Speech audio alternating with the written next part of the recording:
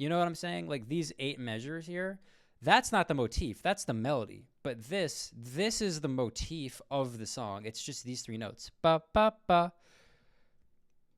And this isn't the melody. No, the melody is this line of music that is perceived to our ears, that's kind of at the top of the mix that we're focused on. Do do do bo bo bo bo. That's the melody. But again, that's not the motif. The motif is that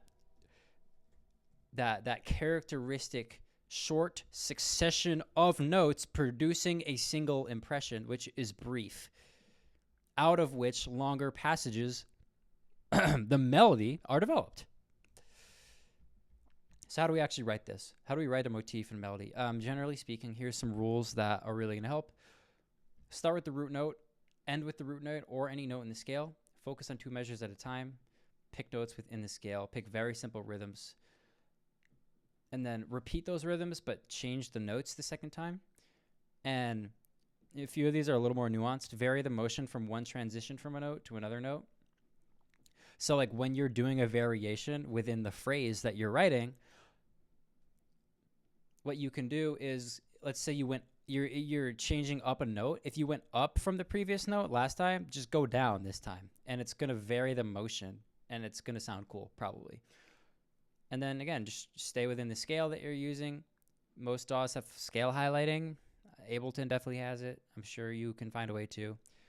And then if you're using notes that aren't in the scale, use those as transitioning notes between notes that are already in the scale. So this is an interesting one. This is actually not a normal scale, but this is a pretty common scale that is used in heavier bass music. This is what's called the Phrygian mode. A mode is literally just, I like to explain it as an emotion that a set of notes can bring us. So think about, I'm sure you've heard of major and minor, like E major, E minor. Well, what the heck makes it major? Well, what makes it major is that the way we play the notes makes us, it sounds happy. Like to our mind, it kind of sounds happy. That's what major means. Simply happy. Minor is simply sad. Again, and it sounds sad. It sounds sad, it like feels sad to our mind simply because of the notes and the actual intervals between the notes that are being played in the scale in a certain way. And like that's why. So all these other scales, you know, we got Dorian and Mixolydian and this one, Phrygian. There's an emotion that is being brought out of us when we hear these scales, but it's a little more like different. It's more nuanced than just happy or sad. Phrygian, it's kind of like, Phrygian is kind of mysterious. Here's how I would sing it. So, okay. E major would sound like ba da da da da da da da da da da da da da da da da da. Okay? Excuse my singing, but I was actually in the men's choir in high school, fun fact. But that's major. It's kind of happy, right? You might say it's cheerful, it's joyful, it's upbeat, it's uplifting, it's positive, it's calming, maybe. So that's major. Okay, what about E minor? E minor would sound like ba da da da da da da da da da da da da. It's a little sadder, a little darker, and it's kind of different, right? Now, Phrygian's weird. It's going to be like this. Ba da da da da da da da da da da ba da. A brief 20-second tidbit for those who might know some theory already. The weird, mysterious, almost East Asian feel with the Phrygian scale is generally coming from this minor second. So most scales were actually going up more than 2 notes or more than 1 note from the root to get to the second note of the scale. For example, in E major, we're going up from E to F sharp. Ba da da. We're going up more than 1 semitone to get to the second root, the second note of the scale. In the Phrygian mode, it's not like that. We're actually going up a half step to get to the second note of the scale in the Phrygian mode. And so that gives it a mysterious, dark sound. And so you can actually hear that dark sound with the motif where ba ba, we're going actually up to the fourth of the scale, then we're going back to the second note of the scale. As you can see, when I'm saying the fourth and the second, again, you can see those notes here. It's E, Phrygian, so the root note is simply E because we're in E. We're in the key of E. E, F, G, A, B, C, D, E, like that, and it's going to go up and down. And you can see that's highlighted clearly here by the purple. And again, fun fact, E Phrygian is the same as C major. Notice how the purple hasn't changed. And the only difference is what we do is if we're going to get, how do we actually get Phrygian? Well, what we do is we take C major, the notes of C major, which are all the white keys on the piano, right? And then we simply start at E instead of C, but we use the same white keys. So notice how the E Phrygian scale is going to be all white keys. You're not going to see any black highlighting. See? But I don't want to go too much deeper on the more nuanced stuff. Let me know if you want to learn more about that. If you want to learn more on this stuff in general, if you want to learn about like music production and theory and how to actually write songs and production and sound design, check the link in my description. I do help people full time. I still have a few spots left. You get a Discord like this, unlimited feedback for half a year. You'll see absolutely ridiculous progress if we work together, guaranteed. And yeah, you'll have a group chat with me like this, unlimited feedback on all your music for half a year. We have group calls. I do even more videos just like this. You're gonna learn a lot. Now, so yeah, you can kind of see how it sounds dark, right? But the reason I wanted to bring all that up is because we were talking about the motif melody writing 101 tips. So very simple rhythms, notes within the scale. Start with the root note. Boom. The root note is E because we are in the key of E. Ba, ba, ba. So start with the root note, end with the root note or any note in the scale. Again, it's really just picking notes in the scale. And I wanted to go pretty simple with this melody, but these are just some other ways that we could spice it up. So like for this one, for example, let's see what we can do. Maybe... So here's what we're going to do. So we're focusing on 2 measures at a time. So this is good, but now maybe I want to vary up the melody here. So see how in measure 2, we're going E, A, F, and then measure 4, we're doing the same thing. Well, what if then instead of going down from A to F, I went up from A to B, which is the next note in the scale.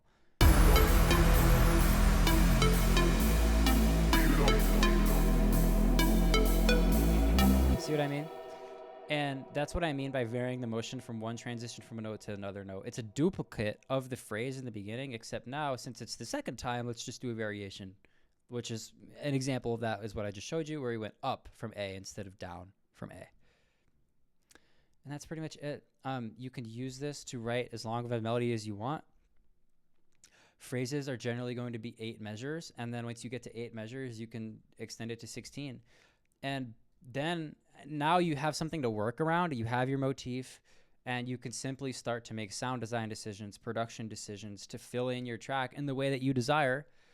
And because you know what you're making, that's going to be easy. Also, because you have reference tracks, if you've been paying attention, that's also going to help you be like, okay, well, what am I going to actually produce? Like, what sounds am I going to use? And that's kind of where we get into production, which I'm not going to be talking about in this video. But that's pretty much it. This is the system for writing songs that are really good, that are broad if you want them to be, that have broad market appeal if you want them to be, or maybe you don't. But this is it. Thank you very much for watching. If you are to implement everything that I told you about today, you're going to be writing songs way faster. You're going to be finishing songs way faster. They're going to be better songs. They're going to be more effective songs, and they're going to be more memorable. I'm very grateful to have you here. Thank you for watching. Thank you for listening. Thank you for engaging. And I really hope you learned something. I got a lot more coming this year, so drop a subscribe if you got value out of this. Drop a comment if you want to learn more. Drop a like. It would mean the world to me. It would really help me out. And yeah, that's it. I'm signing off. Till next time.